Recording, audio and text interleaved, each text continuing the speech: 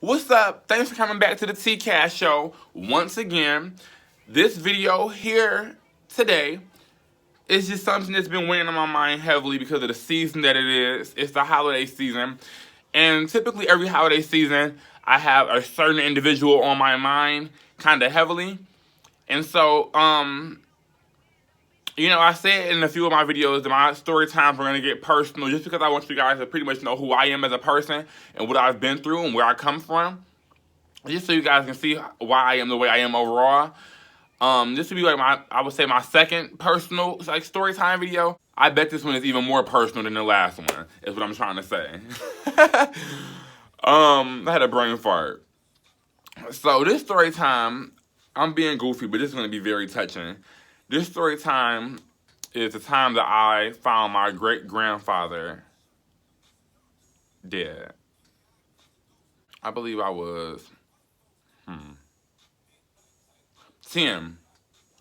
I would have been 10 years old. This happened May 20th, 2009. And I only know this date because it's my great-grandfather's birthday as well. He was born May 20th, 1933. And he passed May 20th, 2009. Let's just get right into it. Cancer is a motherfucker. And cancer takes a lot of lives. Cancer is ridiculous. And cancer moves quick. Cancer moves quick. Like, you could get rid of the cancer. It'll come right back. It'll come back worse than what it was before. Cancer it's a hoe. Fuck cancer. So, my great-grandfather, I believe I was told he had prostate cancer before I was born. Maybe back in like the 70s or 80s, he had prostate cancer. And he went through all the treatments then, and he got rid of the cancer. Never forget. I would say in 2008, it was about May-ish, June-ish of 2008, me, my great-grandmother, and my great-grandfather went to my grandfather's doctor's appointment. They had this doctor's appointment scheduled for a checkup because a few weeks prior, my grandfather woke up in the middle of the night and he had like white strings coming out of his mouth. Like, you could like pull them. Like, it was, you literally could grab it with your hands and pull it. And it was coming from both sides of his mouth. He was literally woke up and he was tugging at it. And he woke up my grandmother like, get this out of my mouth. Like, cut this out of my mouth. I mean, my grandmother freaked out. She was like, I'm not cutting that shit. Get your ass up. I'm taking you to the hospital. So when I got to the ER, they told them that they didn't know what it was. And I believe that they ended up just clipping it. They scheduled him a doctor's appointment with his primary physician. I can't say that. His primary doctor. Well, I'm trying to be fucking sweet. And so when his doctor's appointment came, I ended up being over their house the day of the appointment. And so at the time, I was 9 years old. And we went to the doctor appointment, and I would never forget, the nurse came in first, and she took a flashlight, and she inspected his mouth, and she had him stood up in this high-rise chair, and she had the flashlight in the chair all in his mouth, whatever. You can see, just looking around, seeing what that could have possibly been. Then she said, okay, well, that's interesting. She said, one moment, I want to go get the doctor, and I'll be right back. So the doctor came in after her, and the doctor looked in his mouth and stuff like that, and did the same thing, and, felt around in there and stuff. And he took off his gloves, threw them in the trash. And I can only say this because, like, as I closed my eyes, I could see it all. I could see it all. 10-year-old me sitting in this room next to my grandmother, and my grandpa sitting across from me in a chair. And so the doctor goes and says, well, I have some bad news, and I want to run some more tests before I give you 100% confirmation. Let you know that I do believe it's cancer. what those white strings were that was coming out of his mouth. And so they took a sample of it and stuff like that, a little bit that was still in there, and they sent it to the lab for testing. And yes, it was cancer. He had oral cancer in his mouth. That's just the cause of death. Moving forward. So I watched my grandfather take his health. I watched it just plummet. I seen him at his lowest. I seen him fighting. I seen him get stronger. I seen him get weak again. My grandfather was the rock of the family on my dad's side. He didn't take no shit. He was so stubborn, and he didn't sugarcoat shit. He gave it to you how it was. He gave it to you straight. And he used to whoop my ass. This man taught me how to cook. He taught me how to pop a bubble in bubble gum. He taught me how to tie my shoes. Man, he taught me how to cut the grass. He has taught me the basic necessities of life at such a young age. He had me in the kitchen on the stove, wrist twisting like a stir fry. At 7 years old. At 7 years old, I was in the kitchen making full course breakfast, for my grandfather. He was paying me every weekend when I came over. He paid me $25 to make him breakfast on Saturday morning and to have his meds prepped and ready to go, along with his ice water on the corner of his table. And he would come down, sip his water, throw his meds back, sip his water, eat his food, pay me my money. But anyway, as a kid, I could not stand him. I couldn't stand his ass because he always was fucking me up. He had this switch. He had this long ass switch that came off my grandma's rose bush in the backyard. He had this switch that he went back there and picked off of this fucking rose bush that he used to whoop my ass with. He used to whip my ass with that. I'll never forget, I shaved my head. I was in Head Start. I was 4 or 5 years old. I was 4. Shaved my head the previous night before I went to school with the razor or whatever that you would shave with. And I went to school the next day. My mama sent me to school the next day with these patches shaved in my head and shit. And the teachers and shit was wondering what happened to his head and this, that, and the third. And my mom was he shaved his head. So I'm making him walk around with his head like that. After school, she took me over to my grandparents' house. My grandpa made me pull down my pants to where the top of my ass was exposed. He took that switch and lit my ass up. Oh my God, he was always fucking me up.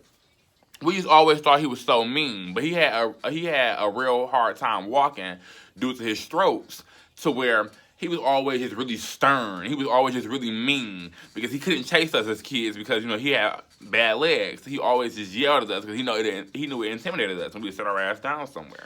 But back to the story. The doctors, when they did call days later, scratch that. When we got home from the doctor, I had a cell phone. And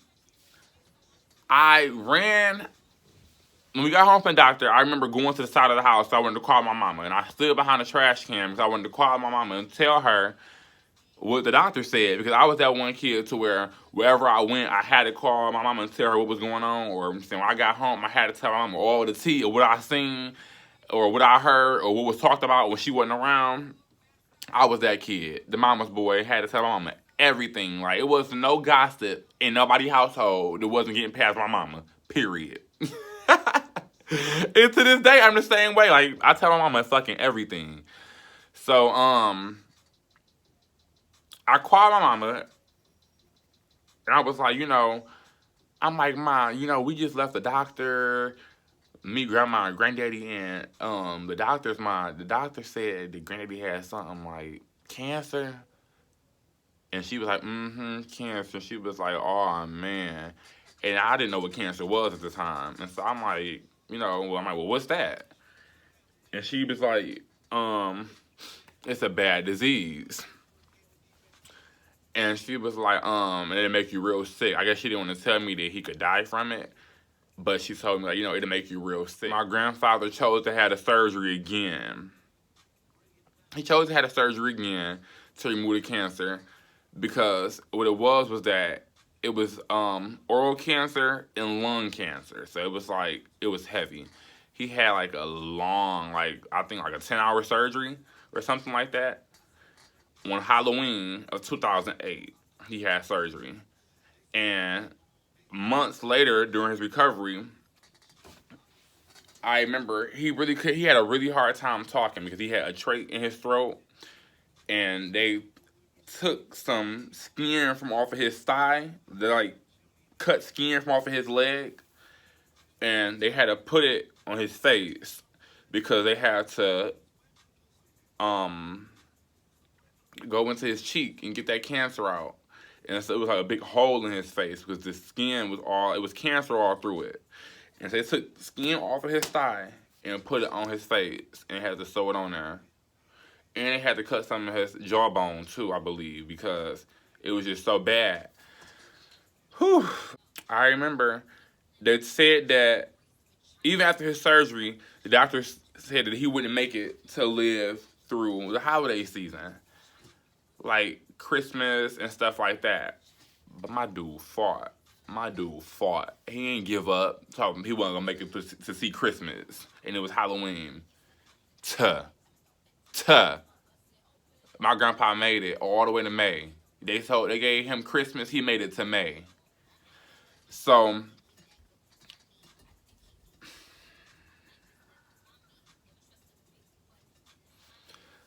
I'm I'm sorry. I remember when he got a surgery, he was in rehab for some time because it just took him. It was gonna take him a while. He was in the hospital for a long time. He was in rehab for some time, and they moved him home. And he had like at home nurses or whatever, the home health aide. I was just helping out, like little 8, 9 year old me. He had like a feeding tube. I was like filling up his feeding tube with like the Ensure and stuff like that, and I was help clean out his tray and stuff like that. I was just always just so helpful. Like every time his nurses came over, I was always alongside wanting to help out and see and learn and just do stuff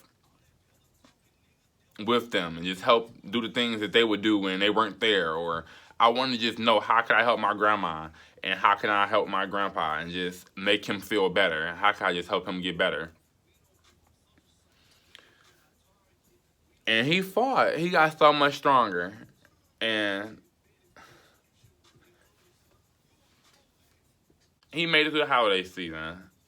And so when his birthday came around in May, his health started going down again. His health started weakening again and worsening. So they put him on hospice. Those who aren't familiar with what hospice is, it's pretty much just like their doctor's order for hospice to come into your home when you're like in your final days. They want you to just be at peace, they want you to just be comfortable, and they don't want you to feel any pain. So when hospice comes in, it's like at that point you're just doped up. You're just always just high. So you won't feel any pain. When you leave here, you won't leave with any pain. And so I will never forget, it was his birthday, May 20th, 2009, and all my family went over to his house because, we knew it was to the point to where we knew his days were numbered. We knew he was holding on and he was fighting at this point, and we just knew it could be any time, so we all just went over there and just chill with him and put him in good spirits. So when I got to my grandmother's house this day, May 20th, my family was there. It was all good spirits. Everything was normal. My grandpa was up. He was talking. And, he was just having a good time. He even had a little bit of ice cream. And so, but I remember he was on his meds that day because he was in some pain. So he was laying in the bed, but he was just in good spirits, man. He was still smiling. He was still trying to interact. He really couldn't talk that well, but, he was still trying to cover his trait and say stuff and just interact. Like, he was, that's my dog. He was just showing so much strength, and that's always been him, the rock of the family. He was taking that shit to the chest. He wasn't crying. He wasn't showing no weakness. None. You wouldn't have thought he was in no pain that day for real. Like, we know you're in pain. He was not saying shit about it and was still smirking. Showing like just endurance. To me, my grandfather that's my perception of what a real man is.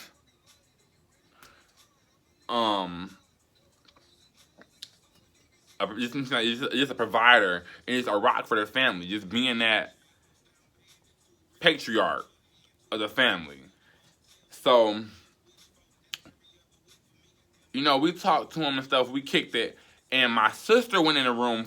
My mom went in and talked to him for a second. His medical equipment was set up in the dining room. My grandma had took all the tables and stuff out and made that his bedroom with the drapes connected to the living room, so he was never by himself.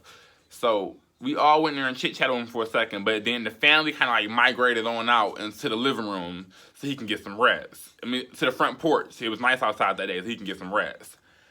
My sister went in there and she spoke to him. And my sister, she started crying. And he squoze her hand, like, baby, don't cry. Holding his tray, saying, like, don't cry. He's going to be all right.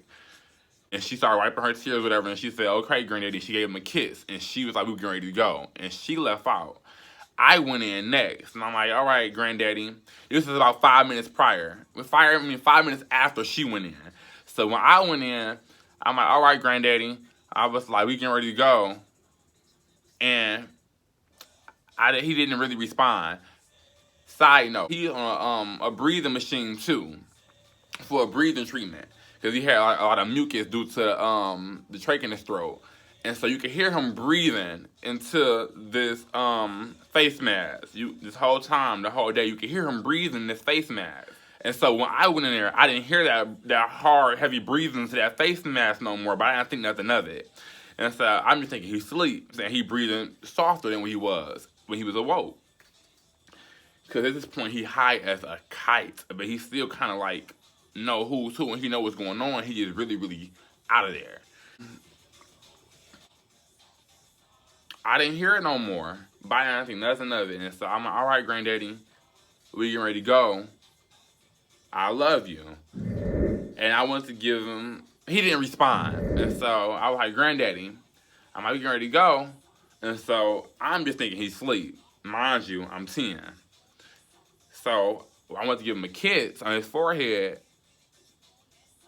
His body temperature was kind of like, it was off. I won't say he was cold, but he damn sure wasn't no lively temperature. And it was just like, woo. When I gave him a kiss, I felt like chills go through me. And my heart started racing. But I ain't panic. I was so calm. But I just knew something wasn't right. And so when we was leaving, we were going to my cousin's fish fry, like in the same area, but just maybe like 7 blocks down. And so it's my mama's side of the family that we going to. So I say, I tell my aunts, my dad's sister, and them, I'm like, grandma and auntie, y'all better go in there and check on granddaddy because I don't know. I don't think he all right. And they all was like, boy, shut up. Don't be scaring us. You gonna shut up. You gonna scare grandma. You gonna get her all worried and upset. So I tried to tell you. So we left. Me and my mama and my sister left. And about 30 minutes later, we got a phone call. And it was like, Lil T was right. Lil T was right. Granddaddy gone. And this, that, and the third. Just like, it really didn't hit me. I didn't really cry. I didn't drop a tear. You all right? You was right. You did find granddaddy. And I was like, I was straight. And I never really cried. Never hit me. It never hit me until I seen him in that casket. And that's when it's kind of like it all just broke. Shoot, I was crying harder than my grandma was. Let me tell you, man. My grandma is so comical. When the paramedics was rolling my grandfather out of the house after he had passed, my grandma told the paramedics to stop. She's like, hold up, stop. She made them stop with my grandfather's body in the middle of like the aisleway of our living room, of my grandma's living room, and she stood up in front of him, and she put her hands on her hips. It was like, nigga, you said you wasn't gonna leave me. It was the cutest thing. I wanted to tell you guys this story time because I thought it's so significant to my life. It's something that I think about all the time. When I was in the 11th grade, I went to go see a psychic because my grandfather, my grandfather just kept weighing so heavily on my mind. And I went to the psychic, and the psychic told me that my grandfather is my guardian angel. And she said the reason why he's always on my mind so heavily, and the reason why I just randomly always think about him, because he never leaves my side. She was saying, like, no matter where I go, he's always with me. Like, out of the entire family, she said that he's like my assigned guardian angel, pretty much. And so that made me feel good. So a lot of times I think about him when I'm doing something, or I'm making a decision, or just, feeling a little discouraged or something. I just think about him and the endurance that he showed, and how strong of a backbone he was to our entire family, and how he never cracked and he never folded. He never folded, man. This is my grandpa. Right there. That's my grandma. But my grandfather taught me how to cook, like I said, how to tie my shoe, how to blow bubble gum, taught me about cologne, taught me how to play blackjack. He taught me a lot. And most of all, he taught me not to take no shit, period. Thanks for tuning in to the TeeKashShow.